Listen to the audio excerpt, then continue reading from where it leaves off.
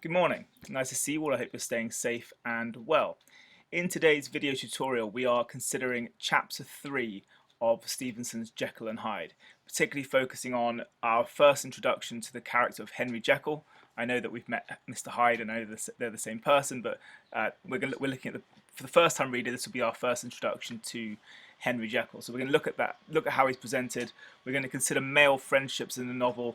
We're going to talk about how Jekyll is presented, how he reacts to Utterson's questions and probing into his private life, particularly concerning his relationship with Edward Hyde.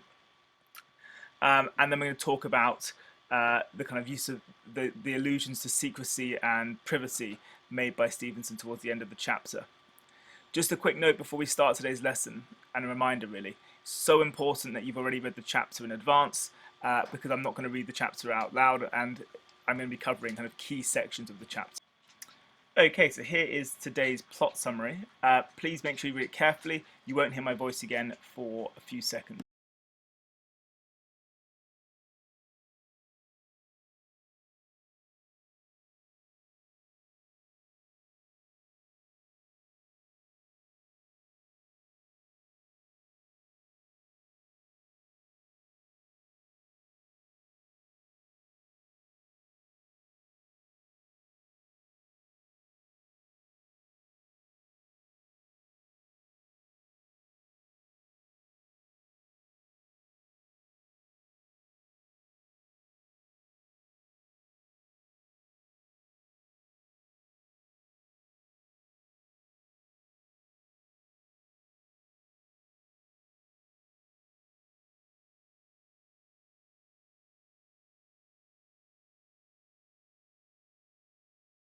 Okay, before we undertake our exploration of chapter 3, I think it's worth revisiting the character of Dr. Jekyll, because there are so many different ways of reading this character and so many different possible interpretations that you can make. I also think that Stevenson alludes to a variety of myths and historical figures in his creation of Jekyll, as I've referred to in earlier lessons.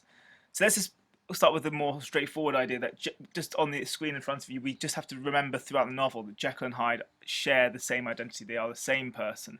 And it's crucial to think of Jekyll as a man who lives a double life, who is dual-natured, who has throughout his entire life had to repress and hide, pardon the pun, the evil part of his personality, the evil side of his personality. He's had to hide it because it does not conform to Victorian standards of morality. So because he's so constrained by Victorian morality, that's, I would argue, what fascinates him about this experiment, and what causes him to create the serum in the first place that allows him to separate his personalities. He's lived his entire life, in a sense, as a lie. And that is really covered by Jekyll himself in chapter 10. You can read him as a character almost like a tragic hero from a Shakespearean or a Greek tragedy, in that he suffers from a downfall, because, and we'll see him in this chapter looking, quite hubristic, quite arrogant, rather smug. And later in the novel, he is punished, and punished in the most severe of possible ways. Of course, his life is ended, and he's punished for the act of forbidden knowledge. So I'll go over some of the kind of myths and historical figures that Jekyll could be based upon before we go into this chapter. So we discussed in previous lessons how Jekyll could arguably be based upon real historical figures from Stevenson's life, and people who Stevenson would have heard in Edinburgh folklore and in London folklore.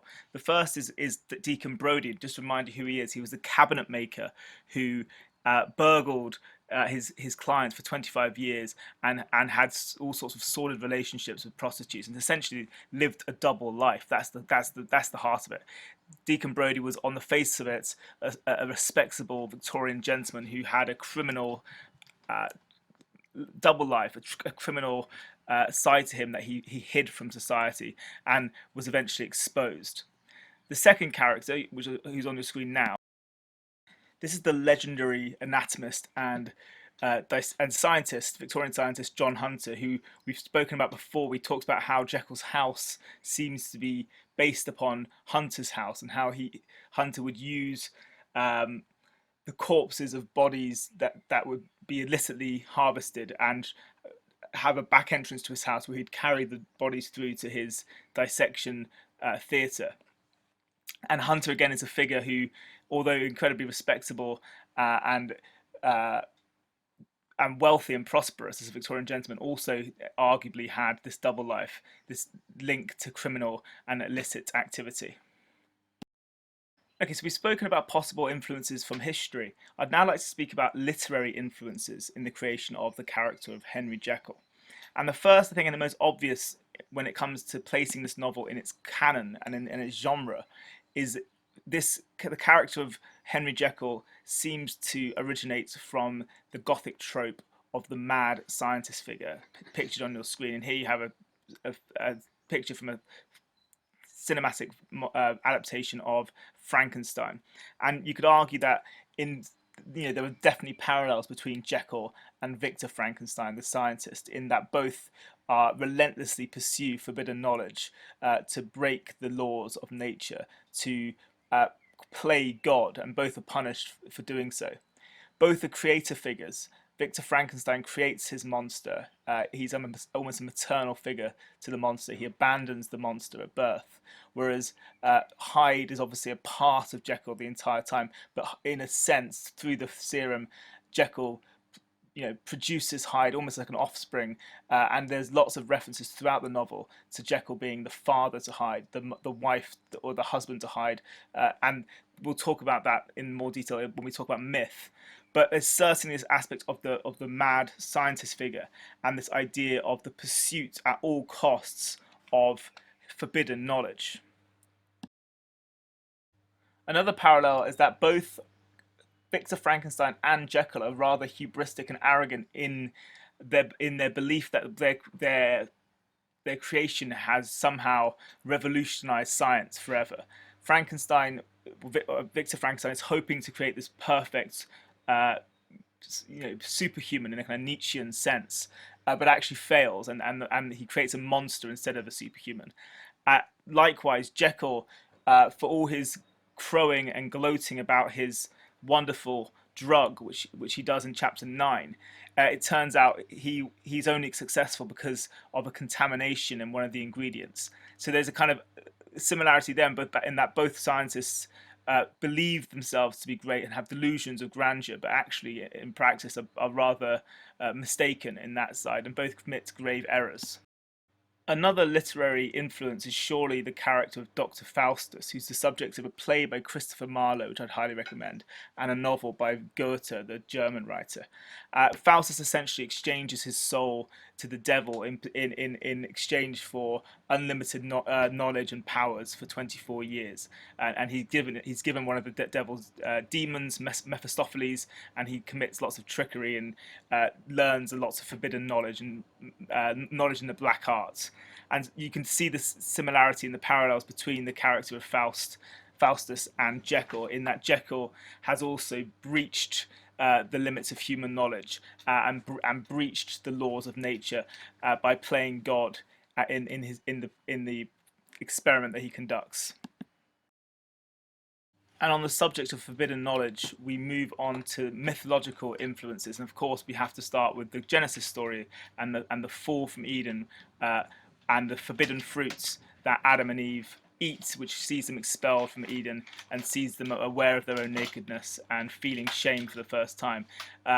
Really important, I think, that you can see the parallels again between the acts of transgression, which is the acts of eating that apple, and the act of creating the elixir. So I would argue that in terms of the symbolism in the novel of Jekyll and Hyde, the serum and the potion that we see throughout the novel is clearly clearly an allegory or based on the forbidden fruit that Adam and Eve consume.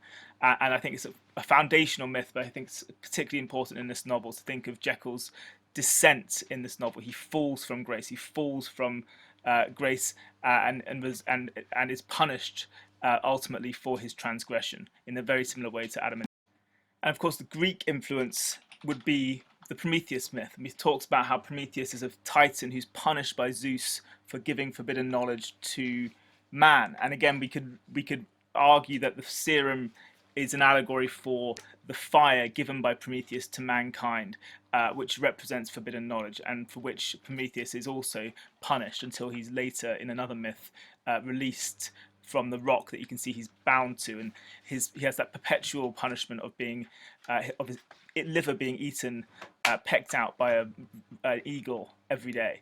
And it's significant to think about, again, these classical myths that permeate this novel, that you can see Stevenson nodding to throughout the novel.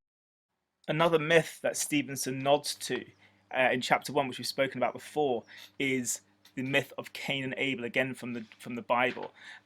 Cain and Abel, noticeably brothers, noticeably the first murderer is Cain, and Cain has that mark on him, which is a mark of God's protection, but also could be interpreted as being a mark of deformity. And you can argue that in the novel, Hyde is the Cain-like figure and Abel is the Jekyll-like figure. However, it's subverted slightly, because in the myth, of course, it is Cain that kills Abel, whereas in the novel it's Jekyll that arguably has to destroy Hyde. But either way, I think there's a clear influence of the Cain and Abel myth as well in this novel. You'll notice that as well as being described as father and son or wife and husband, Jekyll often describes Hyde as being a twin, and in fact there's a great quote in chapter 10 where he describes the polar twins struggling in his consciousness, and the polar twins are good and evil in his mind, but also arguably a reference to Jekyll, not Jekyll, Cain and Abel as well. And a final myth that I think is relevant when considering the character of Jekyll is actually another Greek myth, and this is the myth of Oedipus, which has been made famous in the play by Sophocles, Oedipus Rex. In the play, Oedipus, pictured here, this is at the end of the play, he's been blinded. He's the character in the center of the painting.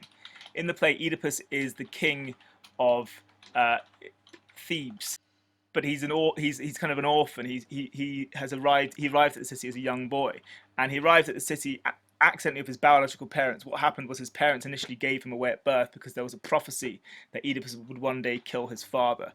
I'm not going to go into too much detail in terms of the myth, but what happens in the Oedipus myth is that Oedipus has, earlier in his life, as a young man coming into Thebes, he's killed his father in a kind of on the crossroads, entering to Thebes.